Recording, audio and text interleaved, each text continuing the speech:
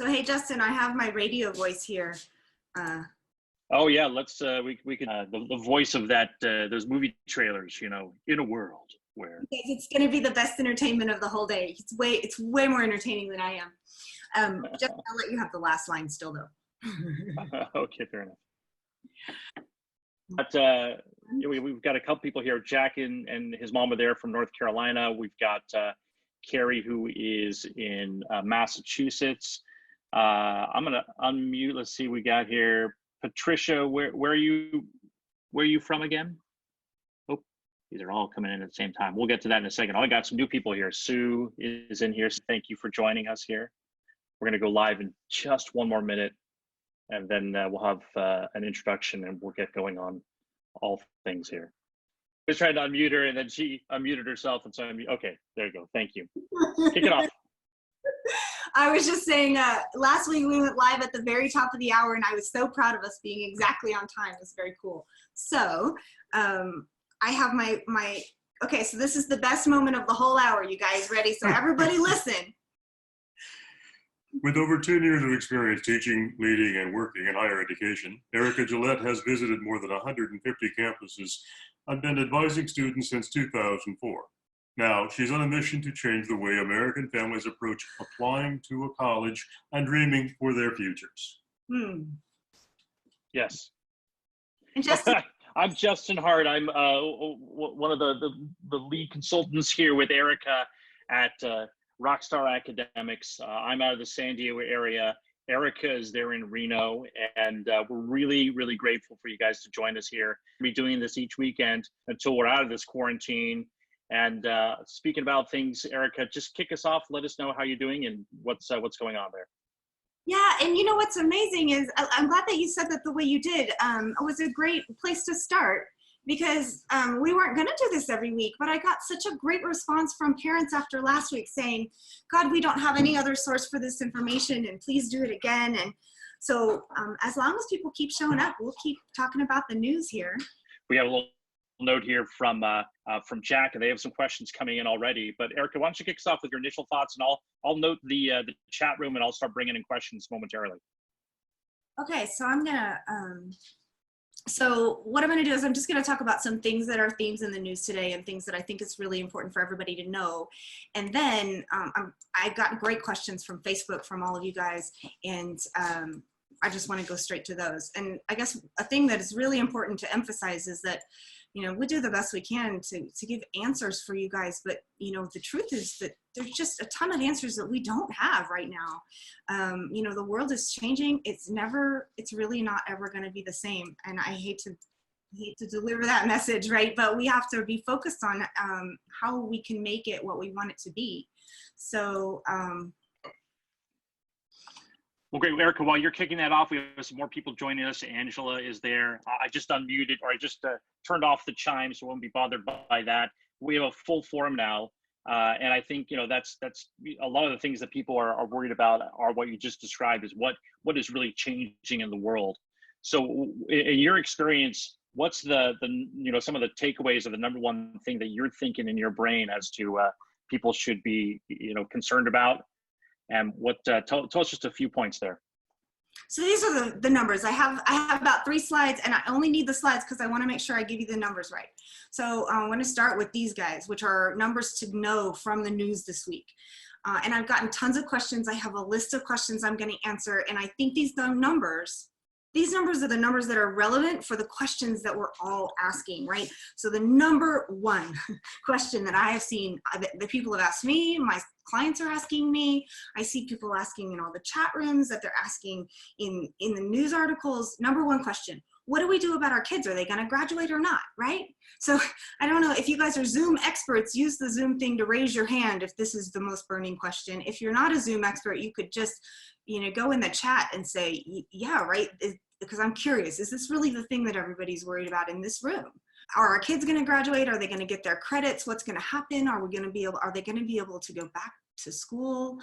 And so that's why this first number is the most important number, right? 90% of students in kindergarten through 12th grade are out of school. Schools are closed in 160 countries. So the reason I emphasize that, the reason I wanted to make sure I shared the exact number with you is it means we're all in the same boat here. So we're all in the same boat. The solution, that there's a solution is going to have to come that is a solution for everybody. And so then the next number is also there, right? Which is, what about my kid who's a freshman in college? What about my kid who's a senior and applying to college? Should he go? Our campus is going to be open. And so unfortunately, my theme for the day holds here too, which is we really don't know. And I'm going to show you guys some more numbers in a second, but 40%, so the survey that was taken last week of college and university presidents in the United States, 40% of those presidents answered the question, when do you think your campus will open? 40% of them said, we have no idea. We can't even guess. We have so little information, we cannot predict when we'll be able to open our campus. Another 30% of them predicted that they would be able, they foresee opening their campus next fall. So, you know, that's 70% of college and university presidents were not able to suggest that they would be able to open their campuses before the end of the semester or for summer term or for any of the events that would be happening on their events during summer term, which is another thing I'll share a little bit about as far as the economics of higher education, which is one of my favorite topics. So higher education, so my third bullet point, there's a number in here. Higher education, to be honest, and this is important for families, if your student is a freshman or sophomore in high school, or whether your student is, you know, home from his freshman year of college, this is really the most important point I have for everybody today, is that higher education has a very uncertain future, really uncertain. And some good things are going to come out of it. Some things we wish weren't true are going to come out of it. And the truth is that in some ways, what's happening right now in the world, just in terms of higher education, is just going to cause change that was already happening to happen in an accelerated way, and hopefully all for the better. But it's very uncertain. It's very uncertain. And so answers to questions are not here yet in a lot of ways. And I'm going to talk to you about what you need and should do as a family in light of that reality. Erica, what do you mean by 1 in 4 schools there in that bullet point? Oh, thank you. The number. Gosh, I worked so hard to get the numbers and then I didn't share it. Well, this is my prediction. So this is my prediction. It's a pretty well-educated prediction. I've seen some other people who are more expert than me use the same number, but I'm trying to be real, right? I predict that, you know, 1 in 4 of the colleges and universities that exist in the US today won't be here in 3 years. Wow, that's pretty stunning. Hey, let me pop in the chat question because I think it's relevant to sort of the situation we're in right now. I know, for example, in Virginia, I talked to some friends. I used to live out there for a while, and the school districts there closed down in the state, but it left it up to the individual counties to decide how they would do distance learning. So I know that in some counties that were closer to DC, because there wasn't a lot of internet access, as you pointed out, that they did not hold distance learning. They canceled the rest of the school year. I guess the kids will get kind of a pass-fail grade. In other schools, they're doing distance learning. Jack has this question that looks like they're in the same situation. North Carolina, they say our online school is not mandatory, and the second semester grades might be pass-fail. And our son needed his second semester grades to drive up his GPA before applying in the fall. And they feel like the AP kids will have more of an edge now during the app process. How are colleges going to discern how this has impacted his junior year versus everything else there? Now, who is that? That's Jack. That's Jack. Yes. You're from North Carolina. Hi, Jack. So let me pop Jack on. It's Jack and his mom there. Jack, you guys are coming from North Carolina? Oh yeah, we are. Jack and mom. Great. So it's neat that you are from North Carolina, because hi guys. Oh, that's fantastic to join us on camera. I'm glad that you're from North Carolina because you can speak. So one of the things that I said in sort of the promos about this thing is this is a conversation. And so I've been inviting people, please join us and share what you know. So first I'll share what I know about North Carolina to make my point about the 4th bullet. And then I'm going to talk directly to your question, Jack. So my 4th bullet point here for numbers to know this week is that 12% of American families don't have any internet access. So why is that relevant? Well, we talk about how distance learning or online education is going to be the answer to this problem. And it's going to be the answer to college, you know, going back to college in the fall. It's going to be the answer for public school education. Now, I've been working in distance education and building online courses for more than 10 years. So that doesn't sound like a long time, but it's a really long time in online learning. So I've been there since we were basically making online classes with sticks and rocks and, you know, making fire. And it's not quite the same as just standing in front of a classroom. So aside from the technology issues, it has some real challenges for all of us ahead. But right now, the challenge is simply that 12% of American families can't do it. They can't. They don't have internet access. They may not have computers. They can't look it up on their smartphone, right? Maybe parents don't even have, maybe parents don't even have digital literacy the way, you know, you do, Jack. That's obviously not true in your family, but in North Carolina, I was reading an article specifically about North Carolina yesterday that an incredibly high percentage of families in some of the school districts, and this is true in my school district here in Washoe County, that really close to 50% of families are on free and reduced lunch. Right, and so that goes to the point that Jack and Mom are making, is that it's not mandatory, and so the second semester grades might be pass fail. Any other word on the ground there, Jack and Mom, of what you're hearing in North Carolina, or what have other friends of yours decided to do? Are they differing on this? It's been difficult because, you know, fortunately, we are one of those families that has internet access, and our kids have Chromebooks, and 1 out of every 4 in our district does not have internet access. So that's 25% that don't. But what's happening is, for the last 2 weeks, they haven't done anything, rightfully so, because teachers have had to come up with a curriculum for online. I know that's a lot of work. But my biggest question is, I feel like they should be, at least on Monday, they're starting with the non-mandatory curriculum, but it's really hard with our teens to say that something is non-mandatory, because if it's non-mandatory, it's going to be a struggle here at home for us parents. And I realize why they need to do that, but I feel like the kids should be somehow, there needs to be some accountability to help working parents. So, you know, our kids have to, you know, go in online at a certain time, check in, and get their work done that is deemed mandatory. Even if it's review work at this time, even if they don't have new curriculum until they can get those other kids up and running. That's been my biggest thing, because so let's talk a little bit about that, because you asked a question, and I was getting back to the question, but I sort of wanted to set the stage for why is this not taken care of? Why is it not the same everywhere, right? So, for example, there are some school districts in North Carolina that have addressed this problem, probably not in your district with 1/4 of families, but in North Carolina, which is a fairly wealthy state education-wise compared to Nevada, which I'm going to make the comparison. In North Carolina, there are some districts where they're solving this problem by using the school bus system to deliver hotspots and computers to families that don't have them, so that they can log on to distance education, right? Well, just check this out, y'all. In Washoe County, they're using the bus system to deliver printed packets of homework to the spectrum, right? That's a huge problem. I know I've become like an expert at my printer. Every day I'm going out for a new ream of paper for my kids. But you know, to Jack and Mom's core question, then, when he has this now decision whether to make to boost his grades, what's going to have to happen to colleges?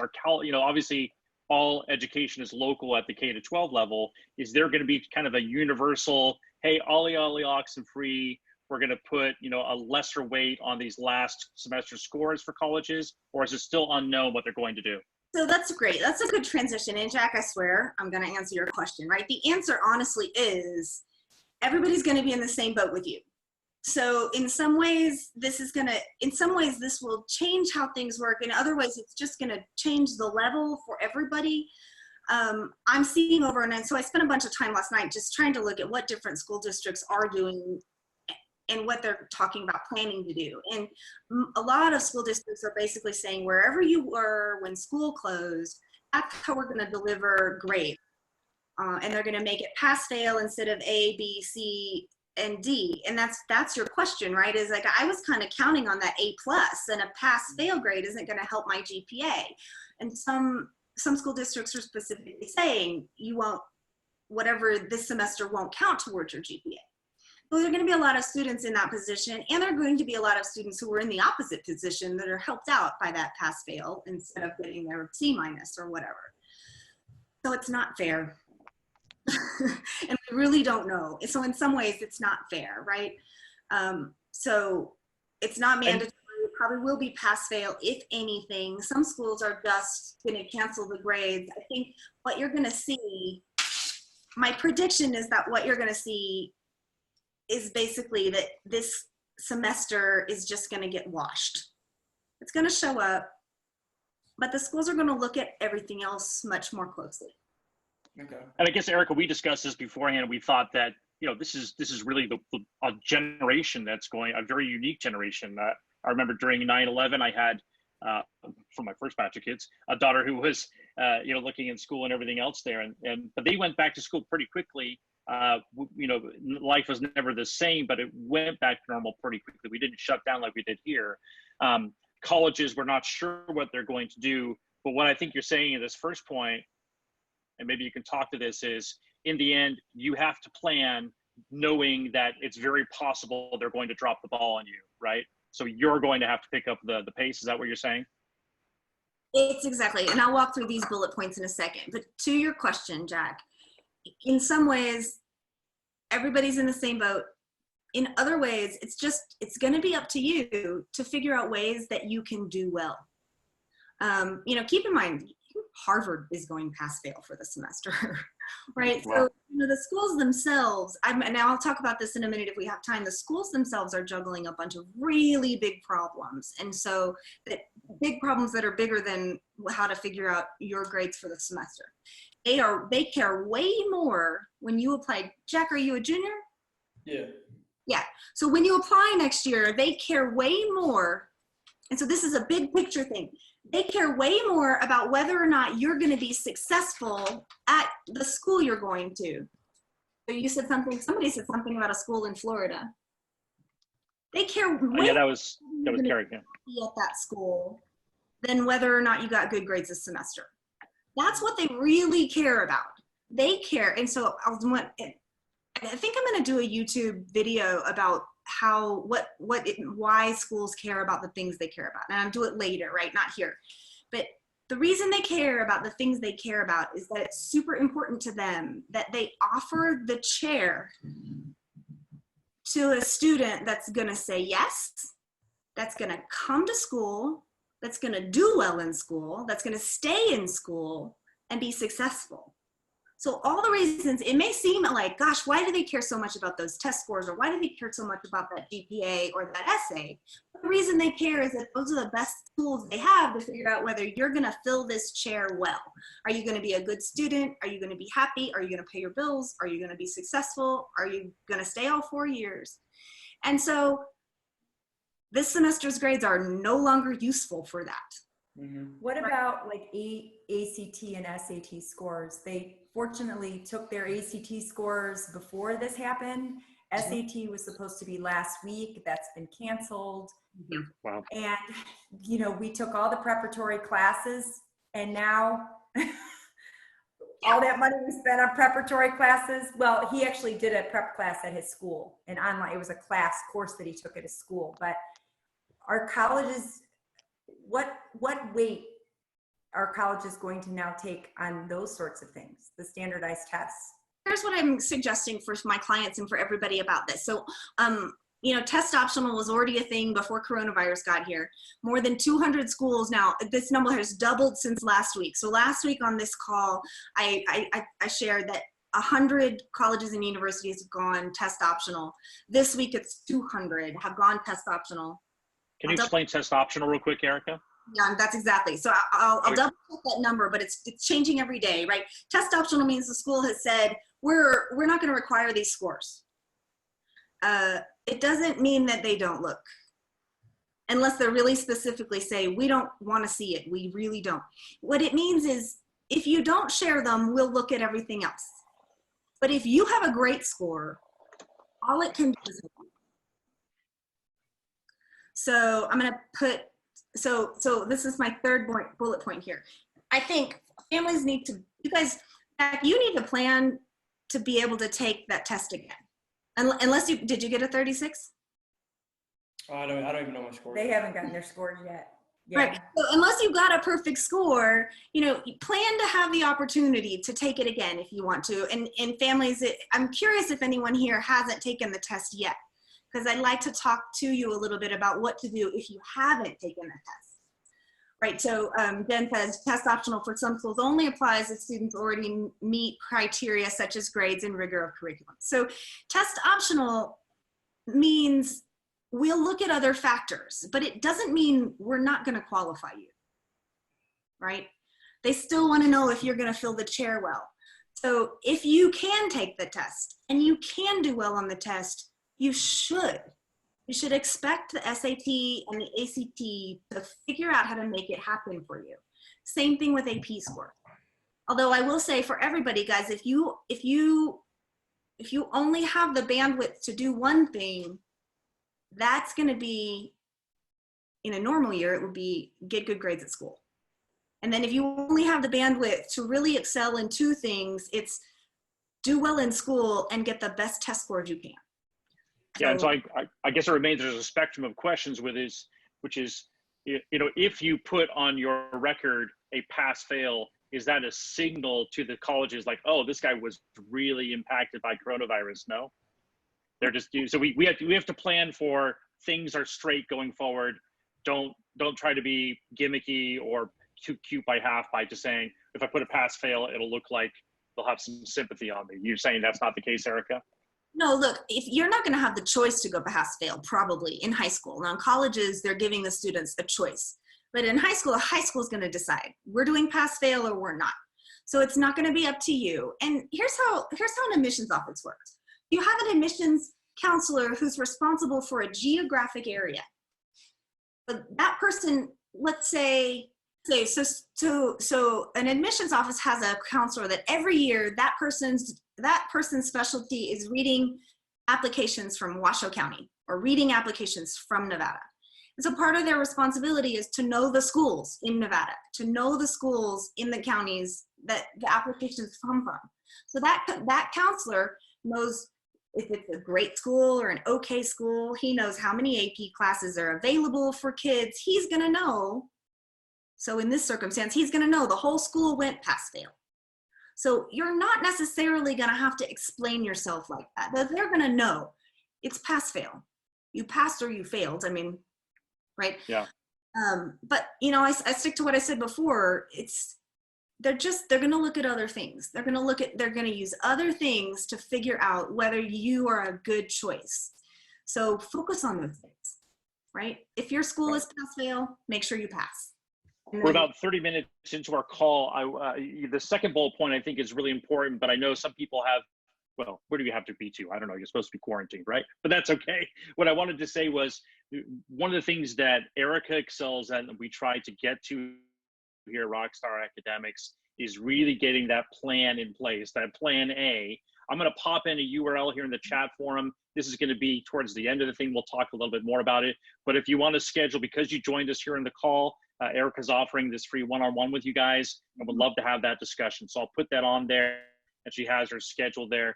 But tell us, Erica, plan B. You always excel at getting the full plan in queue there. But what do you mean by plan B now?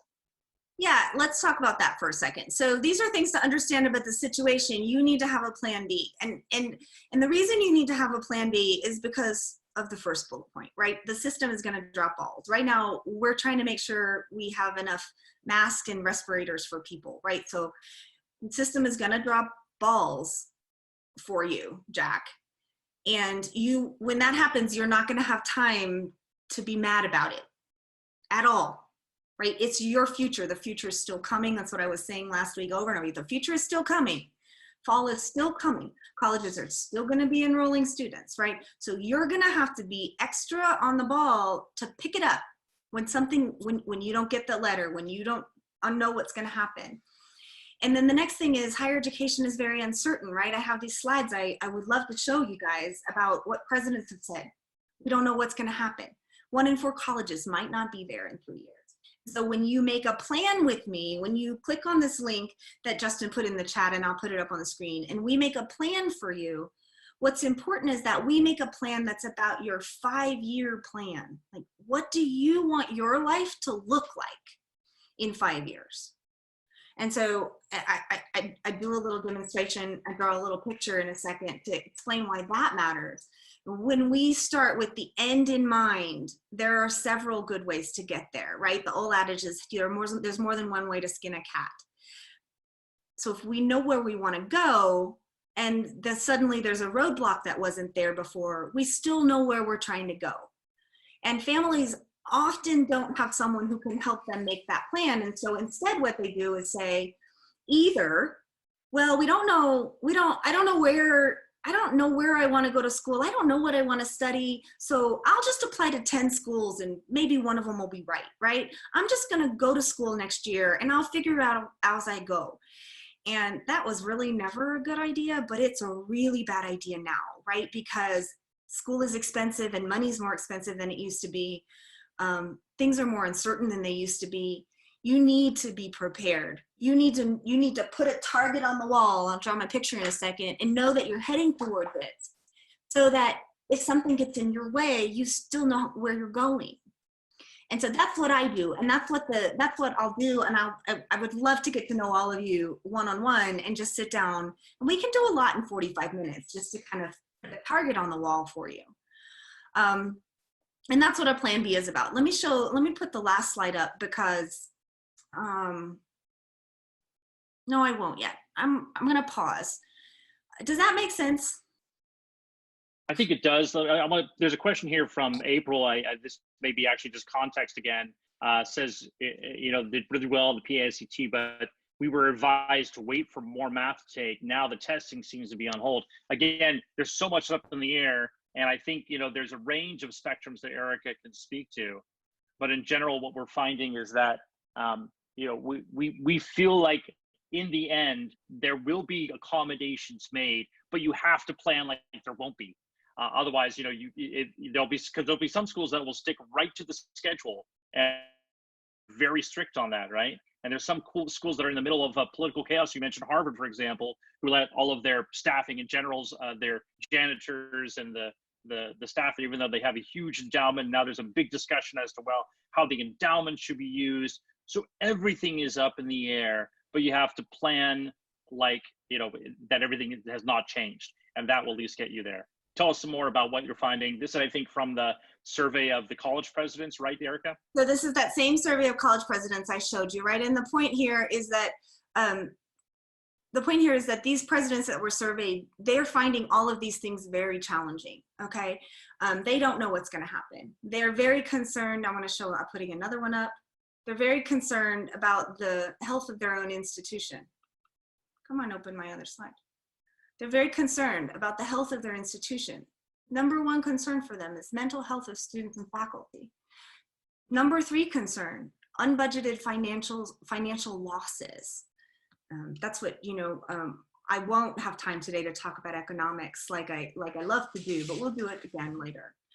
So those are things that are very real. And that's why I emphasize be in control what you can be in control of. And, a question that hasn't come up with this group today, but that is coming up a lot is, well, should I even be planning to go to college then? Like, maybe I should take a couple years off. Maybe I should go to community college. I don't know what I want. And, it's very expensive and we don't know if schools are open. And that's sort of my final slide, if I can find it here on my desktop. It's this guy. This is my overall advice to you, Jack, and to April. April's got a great question, April. I'll come to it for sure. This is my overall advice to Jack, where you're worried that your transcript isn't going to show what you hoped it did. To April, who's worried about whether you guys are going to get the math class you want to be on your transcript. We don't have a clue what the world's going to look like in 2 years, but we do know that the future is still coming, right? We're still going to be here, and you guys, I'm so sorry to say this, you guys high school students, juniors, seniors, freshmen in college, you guys are the ones who are going to clean up this mess. And so this is kind of tough love, this slide, but it's also really good news, right? The answer is you've got to step up.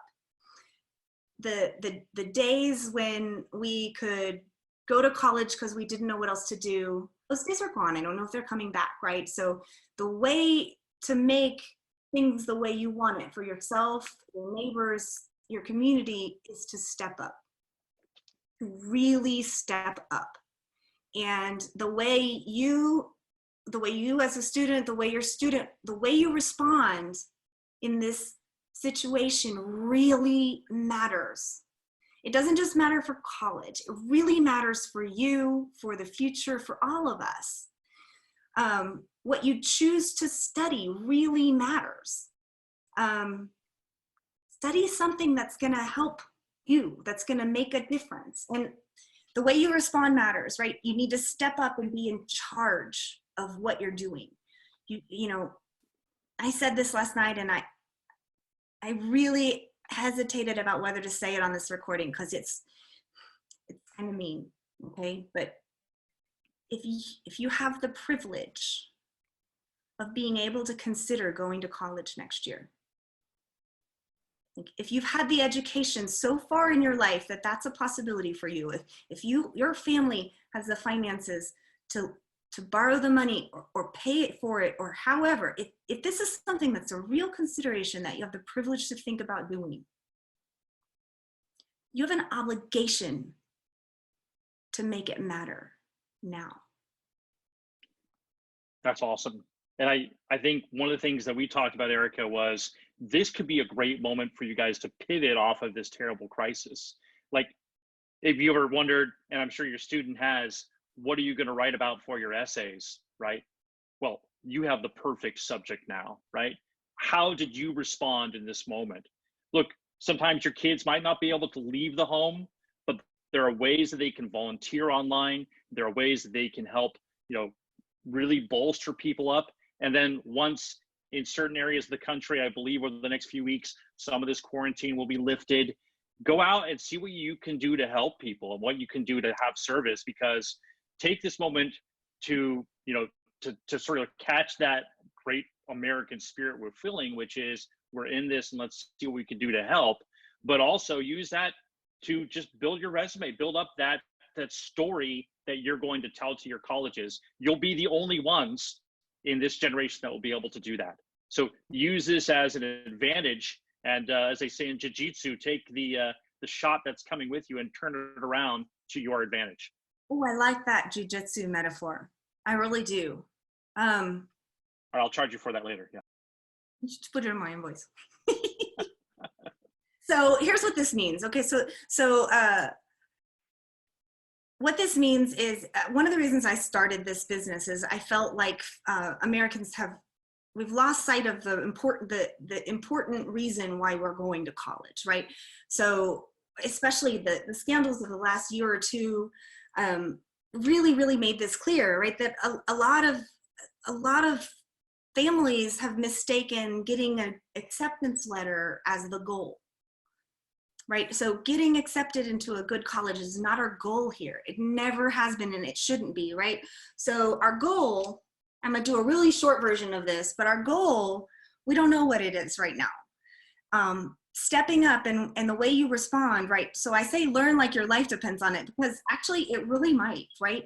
But learn about yourself here, right? If you can't get that math class, April, if online learning is crazy uncertain in your district, learn like your life depends on it, and find something to learn, find an experience to have, find something that matters to do. Do not be like my student I talked to yesterday. God love him, I love him, but I called him, I said, how are things going for your family? And he said, I'm bored. You see the steam coming out, right? You're bored? Right? I understand being bored, right? But your life depends on not being bored. And so learn about yourself. Let's put a target on the wall and go after it.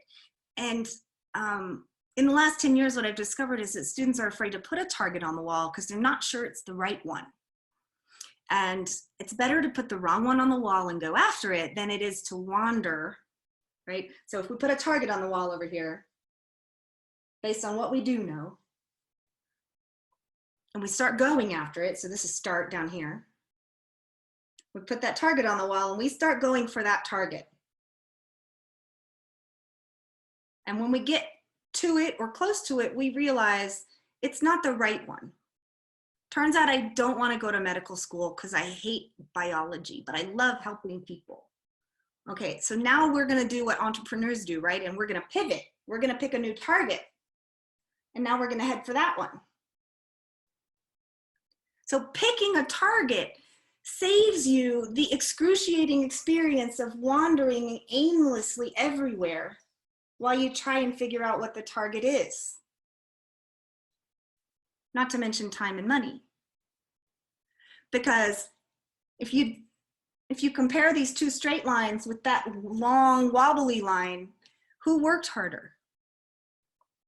Right? Who paid more? Who traveled longer? So coming up with a plan, even if it's not a perfect plan, is important, and a plan B is important. So let me put up a slide. One of the things that Erica really brings to bear in her courses, what we try to do here at Rockstar Academics, is to walk you through the process. Like, we are going to go forward our plan and our sort of one-on-ones, and we have some webinars that we're hoping to launch in the near future that will help people. Here's the process you go through. We've got templates with dates. We've got more importantly, the processes that you go through to understand what your expectations are for your kid and what your kid's expectations are for college there. But it's really going to be interesting. Again, this is that URL there. We had a couple more questions here in the chat as well. Yeah, that's right. We wanted to get to the get from one dot to the other there. Jennifer had a question here. Could this actually be an advantage to some of my kids? My junior is pretty capable and adaptable, is rolled right into online learning. My concern is that colleges will just disregard the semester, even though she's worked hard, if that makes sense. Also, are we planning to do college visits over spring break? Is there a way that we can get a feel for a school without actually visiting? So Well, Jack has a good answer there. There's a lot of online virtual tours, I guess, too. Yeah. Yeah, so actually, that's probably the third question I get after what do we do about graduation is, how do I make this decision? How do I make this decision of where I'm going to go for students who are seniors? But honestly, this is going to be a problem next year too, right? If I can't go do campus tours, how am I going to know? So this is a problem that colleges are actually they're solving pretty well. We didn't all ever get to go visit colleges, and so we had to figure this out a different way in the first place. I help and insist that all of the students I work with call the campus. They always have had to do it forever. And it's always fun to tell the 17, 18-year-old you have to pick up the phone and call the admissions office and talk to a real life person. But that's better advice than it ever was, right? Because talking to a real life person, it gives you a sense of the personality. It gives you a sense of how much they're available. Even the admissions office is different than, your department, but it also gives you a resource to call if you have questions at the last minute. It really is done by real people at many schools, even at these huge schools. There are people who will answer and will talk to you. In addition to that, there's the 21st century version of that, which is that lots of schools are setting up live web conferences just like this one, where you can call and talk to admissions officers, private versions of this that are only for admitted students. Many campuses either already have virtual tours, which they have actually been around for 5 or 6 years, or they're setting them up as fast as they can. It's not the same as going to visit campus, but you can't visit any campus, right? So now at least you can compare. How are they handling that? Do we have another question? Because that reminds me of something. Well, so April had a good question too, which was, while they're having this downtime, how do we keep them busy? Are there some good online courses, or are there online resources that we can offer for learning for college and otherwise? April, if I could, did I get that right there? You're unmuted there, April. Can you hear us? Yeah, can you hear me? Yes, there we go. Great. Yep. I saw there's some online classes through some of the universities or summer universities. the ones that really traditionally do online. I just wondered if that was a pretty good approach or if there were other things. Just that it was more of an open discussion rather than a direct question, I guess. Can you give us your situation, April? Where are you, and what's up with your college-bound child? Okay, in high school, start geeky kind of kid, and her push has always been to do the social and sports, which is on hold here in Vermont because they've canceled school for the year at this point. And she hasn't taken any PACTs or PSATs, not the regular. She did do the Ps, and she got 97 to 90 percentile, but we haven't taken any of the formal testing because she was going to do them in April and May. Yeah, so she's looked at some schools, but I guess I'm just at a loss as to what to do because her schooling here in the high school is pretty much, she's done in a half hour. So she's got a long day to just. Oh, wow. Yeah. Gotcha. So I've been putting together a couple different answers, and I know, I will fill the empty space talking, but I do very much want to hear from people who are here and what's happening there. So please raise your hand so Justin can tell me to shut up. But I have two answers for your question right now. One is that I'm putting a resource list together. I have it together, but I'm trying to figure out the best way to share it on a whole bunch of these questions, right? Ones that we've already talked about, but now also this one, which is how do we handle online school? What are good resources for that? How do we know if it's a good resource? And so I also have that and we'll share it. So answer number one is I'm just gonna send a list. But answer number two is in a bigger picture way, how do you do this? How do you do this online thing well? Because your local school district probably isn't doing it well, and that's nothing against them, but they weren't prepared, right? They're sort of trying to build an airplane while they're flying it. And same with a lot of colleges. And so realistically speaking, you saw the numbers I put up there. Like, presidents don't really know. Where is it? Presidents don't know if their campuses are going to be open. And so getting accustomed to online school, figuring out how to figure out, how do we figure out if the online option that we have is a good option? What do we do if there is no option? What if college is online for 3 years? And so my advice is a couple fold. Number one is to go back to that slide where I said, be in charge of what you can be in charge of. Don't wait for them to drop the ball. Be ready to pick up the ball. And one of the ways I mean that is, go look at other options. Like, you don't have to wait for your school district to screw this up for you. Now, let me spit this out. So earlier this week, I got on the phone with a company that manages online school for public education. There are a couple of these. There are not as many as you would think. And it's still managed by your local school district. But something like 27 or somewhere between 27 and 40 states in the US have online free public education. So I have a list of schools. There are a couple articles, one out of Forbes and another one out of Thought Company, lists of free online public education options.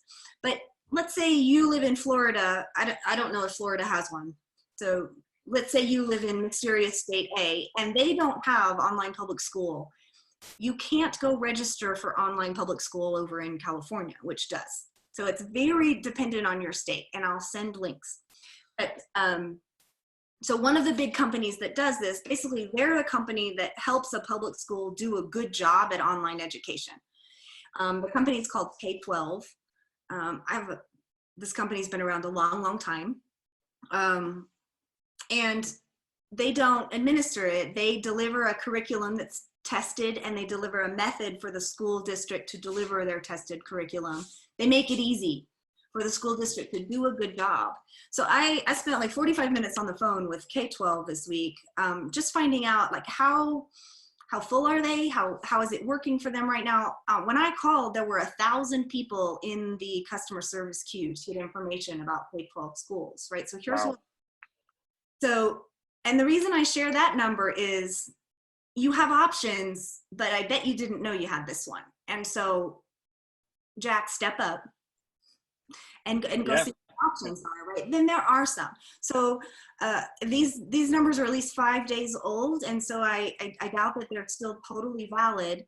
But at the beginning of this week, there were spaces available in K-12 online schools in Texas for 3rd through 8th graders, in Arizona for kindergarten through 8th grade, in Michigan for 3rd grade, 9th grade, and 10th grade. And for Oregon and Pennsylvania, they had spots open for every grade to change your enrollment to online school and finish the year that way. California, Yeah, and I think there's California and right. Washington had it open, and they have already filled all the spots they had. So this is a dynamic option that's available. Go ahead, And Justin. sometimes, you know, I know there are kids that like to kind of explore on their own. What's great about this moment is some of the really rich college-bound resources like JSTOR, JSTOR.org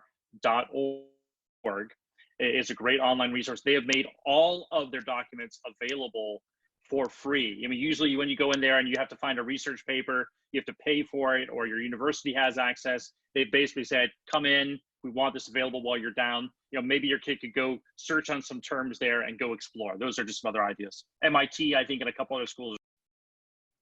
Yeah, I have. So I'm working. So I have a list. JSTOR is on it. MIT, all kinds of open classes.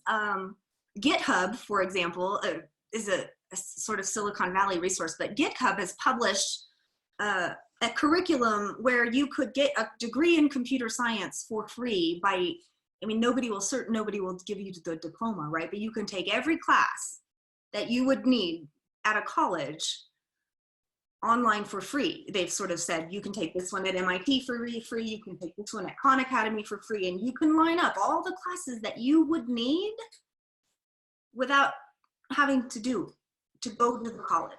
So what Erica, do you have that quick stat on Washington? Angela's wondering about that, if you had the stats from K-12 on Washington. So Angela, Washington was closed at the beginning of this week. They opened up a bunch of spots in online learning. It's still mandated by the state Department of Education. Each state, the Department of Education mandates how many online spots they can afford to open this year, right? So California and Washington reopened it and filled as many more spots as they could fill, and then they closed it again. The reason I mention that anyway is that they might open it again. And if your student is not a senior, now would be the time to perhaps go and try to do that, get registered for next year and get yourself a spot. And the reason I'm recommending that, I'm not recommending is the only option, but I'm recommending families consider it, is that schools might be closed for 3 months next year. And you'll be in a better situation if you're in online school, and that means nothing changes for you. So you have to assess your own family. What is your family's risk profile, for example? Do you have someone in the home? Do you have grandma and grandpa in the home? And maybe you don't even want to have to mess with the schools maybe handling it well or not. There are options that can reduce the amount of chaos and uncertainty for you going forward. Online school offered by K-12 and other providers is an option. Homeschooling, you know, there's a lot of talk on Facebook the last couple of weeks about homeschooling, and we're using that term super loosely, right? Everybody says, well, everybody's homeschooling now. But actual homeschooling is not the same thing as keeping your kids busy on the couch, as we all know, right? And so the major, I don't know if they're officially a lobbying organization, I don't want to call them that, but one of the major nonprofits organizing actual homeschooling is hslda.org. Homeschooling, I can't remember. It's in my list. hslda.org. And so if you're serious about homeschooling instead of online schooling, please know that it's a lot of work, right? How so few of us could really afford to have mom or dad stay home to deal with this, but it doesn't have to look like that. And And you're going to send that list over email there, Erica? actually, I'm going to put that one in the chat because that's probably one that everybody's dying Cool. to And have. we'll have some follow-up emails as well. And again, I put the URL there so you can get the one-on-one session with Erica there, again, for joining this the session. That's what we offer to you guys for spending your time this morning, because we know you got places to go. Just kidding. What any other questions there in the chat form? We're coming up. We want to be good stewards of your time no matter what. I'm sure you have kids and schooling to get back to. If you pop that into the chat there, anyone else have any more questions they want to see answered? I think to recap what I heard, Erica, was that there's a lot of concern, obviously, from the parents' point of view of their kids getting to college. There's a lot of concern from the parents that have kids already in college and the presidents of those colleges. A lot of these questions have yet to be answered, primarily because we don't know the timing on a lot of things. But we have to go forward as if there really is no change, but we can use this to our advantage. Don't anticipate leeway, but anticipate and pivot. Make this part of building yourself up, and how you respond to this is going to be a big part of what people are going to look for, because they do want to fill these chairs with excellent people.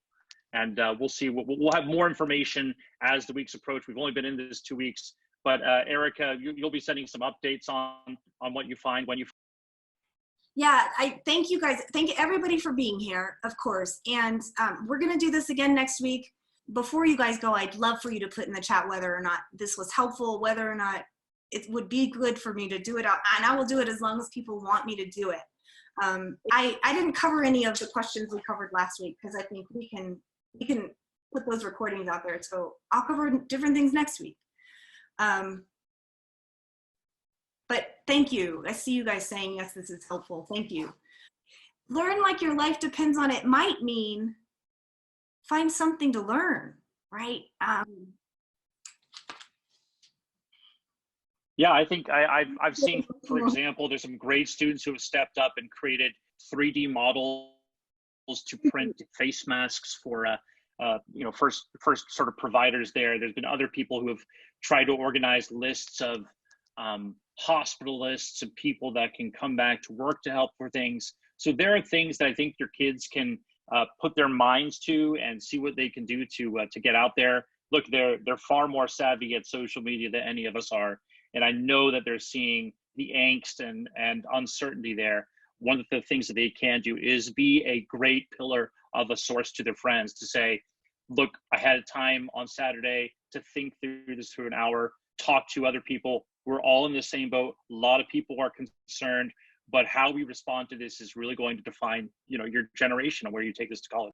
Thanks, Justin. I got tears in my eyes and I was stuttering. Thank you for taking the mic. The tears in my eyes, they're about just that thing. I'm sorry that life isn't the way you thought it was going to be.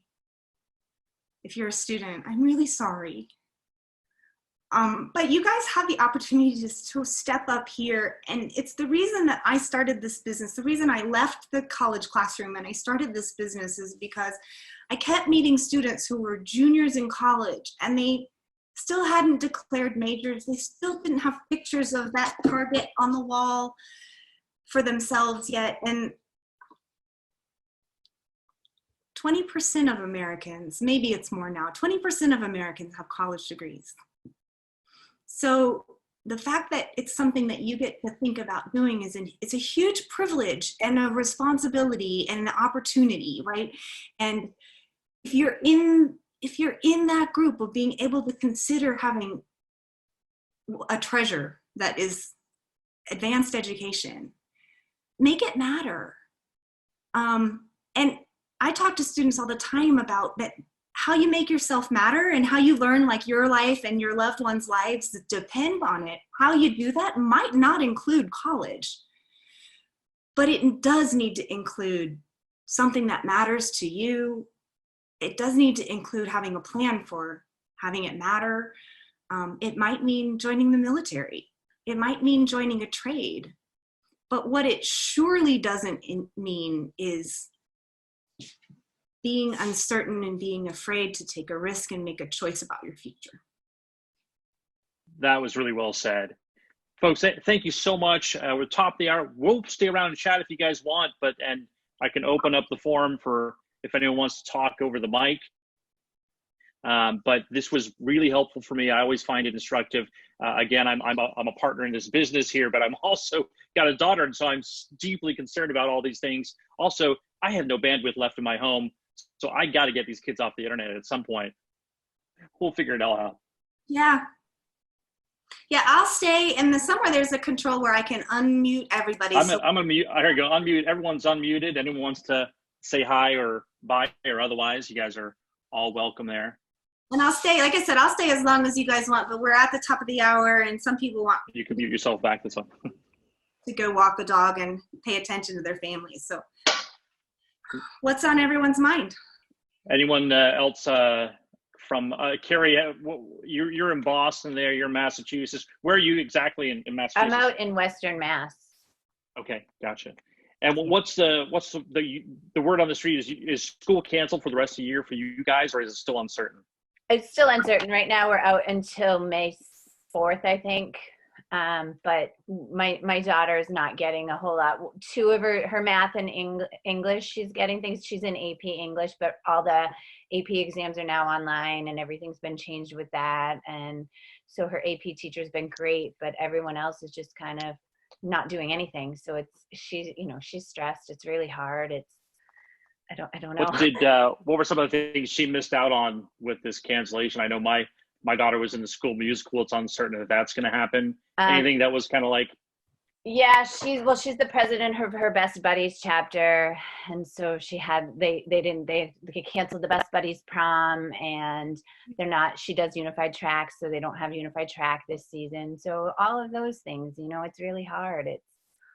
I don't know. It's just hard. It's hard for everyone. I know. It's hard. Yeah. Right. Make the face. Like, I still wish it were different, right? It's just. Yeah. Yeah. So with APs, the AP, I talked about APs and tests a lot last week, so that'll be in that recording. But they have announced that they're definitely going to make the AP tests available online. Right, which I think is hard too, because these kids have been preparing all year for it to be a certain way, and now they're only being given 45 minutes to do one essay. And like my daughter said, 45 minutes is not a long time. To do an outline and to think and then to write, just to do an outline alone, to gather your thoughts is 45 minutes isn't very long, and that's anxiety inducing in itself. So that leads us to believe if they're already planning AP exams online, it leads us to believe we're not going back this year, because why would you already make that, and she's already taken the SATs once, but she was supposed to take them. She took them in December, so she's ahead a little bit. But she was supposed to take them again in March, and they canceled those, and they canceled our May ones. So she just signed up for June. I don't know if they'll cancel those as well. That's advice that I gave. That we talked about. That's worth me repeating this week, which is register for those summer tests. Yeah. Expect to have the opportunity to take the tests, even though we know how it's going to happen. Expect, so that means register, so to save your seat, because they'll sell out. Right. If the test happens, everybody's going to be there, so make sure you've reserved your spot, and then prepare like crazy. Right, here's my theme. Like, learn like your life depends on it. Go prepare. That's the right thing to do. And that's, the only thing we've really been doing is, I've been just telling her to go on Khan Academy, just because, they have resources. And since her school hasn't done anything yet, we're just well, go on there, because they have SAT stuff and it's free right now. And there's not a ton of stuff online yet for this, because Massachusetts isn't prepared for this. Khan Academy. Hey, Sue, sorry, go ahead. Well, Khan Academy is one of my favorites. Yes, mine too. It really is. It's one of my, for some people, it's not a good resource because of the way the information is all presented in that way. So if you're not a visual learner or an auditory learner, it's tough. But God, the internet's full of resources. I think maybe I'll do a YouTube at some point about how to find good resources and evaluate them. It's too complex for here. Yeah. Hey, Sue, it looks like you joined us via phone. Are you still there? What's your situation? sometimes folks who've joined by phone are not successful at getting audio in, so they can hear. I don't know if we'll be able to. Well, we love you, Sue. Angela, I see you're unmuted there too. Tell us, you popped a quick question in here. Tell us, just give us the verbal on that. Our school. And can you hear us there? Sorry. Our school only has one AP class, okay. which is literature. Nothing online yet for students, even though they promised to go online. So here's the deal. I could not expect your school to be going back to reopen the campus. I wouldn't be planning on it. And I'm gonna get myself in trouble for saying some of this stuff, really, but if it were my kid, even if the school opened, I'm not sure I'd let them go back, right? And so that's the plan B is, well, if they're not doing a good job, we'll find other ways for the student to get what they need. And that overall theme of figure out what it is you want and what you need to get there. What's the picture? You need to prepare for a high SAT score, and the school isn't helping you do that. Don't wait for them to fix that. Go set up a call with me and let's come up with a plan so you get the things that you need, whether you get them on paper or not. Like, your transcript does matter. You need your transcript to say all the things, but let's say you can't get them on your transcript. It doesn't mean you don't still need to learn it, right? Gene, the amazing radio voice in the background here, was an emergency responder, and he taught like fire safety, right? And the new fire people. And in the class, he says, guys, your life depends on you learning this, right? So if it's a thing you need to learn to have your life be the way you want it to be in 5 years, you need to learn it. That's more important than getting it on your transcript. And I think the world is going to be more understanding of that than ever before after this, right? Which, in other words, the point, I guess, an example of the point I'm making is you already know you want to be a computer scientist, but right now you can't get that computer science credit from your high school on your transcript. What are you going to do? Maybe also you can't go to the computer science program across the country next year because you don't want to be that far away from your family. What do? Well, there's a great program that I mentioned. I just happened to mention it, so I wanted to go back. Like there's this great program on GitHub that says you can learn all the things you need to know to be a great computer scientist on your own time. And 5 years from now, you might not have that degree. Right? Plan A is get into Stanford computer science and whatever, right? But plan B might be learn it anyway because your life depends on it. And not necessarily your life depends upon it because you're in a burning building like the fire student, but your life depends on it. Like, the life you want to have depends on you figuring out how to learn the skills, things you need. We'll find it another way. Set up a call. I hope you find it, right? I think. Thanks, Angela. Angela says, well, for sure you make a lot of sense. Good God, I sometimes wonder if I do. He says, my student is preparing to get his interview to become an Eagle Scout. Right on. Because that's taking learning into your own hands, and it's a thing you can do right now. And preparing for the SAT, right? Things to stay busy getting good at. Register for the June SAT, right? If they move it,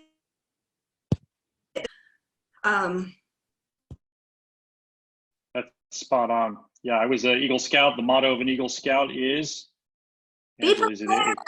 Be prepared. That's right. I mean, right. So another thing that I'm like gonna get creamed for doing, but I mean, prepper websites, like doomsday prepping, are great resources for homeschool and online school and taking matters into your own hands. Actually, they're fantastic resources for education too. Like, you get that information you need, guys, anywhere you can find it. Even zombieapocalypse.com. Erica, how can we go in and get the webinar you did last week? It's not posted yet, but what I'm going to do, I have a YouTube channel that has 4 really lame videos on it. But I'm going to put these there. And then if you're on this call, you're going to get the link to go watch them free on YouTube. Oh, great. Okay. And you guys will all automatically have a registration and login for next week's Saturday morning. And so come back next Saturday too and bring a friend. Okay. So right, and hopefully we'll know some more by next week. We'll keep our ear to the ground and keep you guys abreast. Thank you guys so much for joining us. This is great. Thank you. My goal for this week, which I didn't hit, was to actually have a list of resources ready to give you right now about go look at this and here are the main news points. But I didn't hit it because I was busy reading about dire predictions. But next week I'll do that. And also I'd really love to have the questions in advance. If you send me a really hard question, I'll work on the answer for you. If you send it to me in email. I don't have my email on the screen, but you can send it to me at text@rockstaracademics.com is that's my email address. Don't post it on Reddit, but you can send me your question early in the week and I'll call people, I'll make phone calls, see what I can do. Very cool. My daughter's got a really hard math question I'll send you for a practice test. So there you go. There's an AI engine that can answer that math question for you. Okay, great. Thank you guys so much for being here. Thank you very much. I appreciate it. My email's in the chat. Oh, great. I'm looking at a question I've got over here. The only way to fail for certain. That's so true. Oh my gosh. The only way to fail for sure is to have no plan at all. That's a great way to end the day, I think. Well, thank you guys so much for joining us, Erica. Thanks for all the knowledge and insight. We'll have a recording of this one too, and we'll send you guys more information. Keep strong, stay abreast, and pivot to make this a positive thing. We'll do it. We can do it together, guys. Thank you very much. See you guys next week.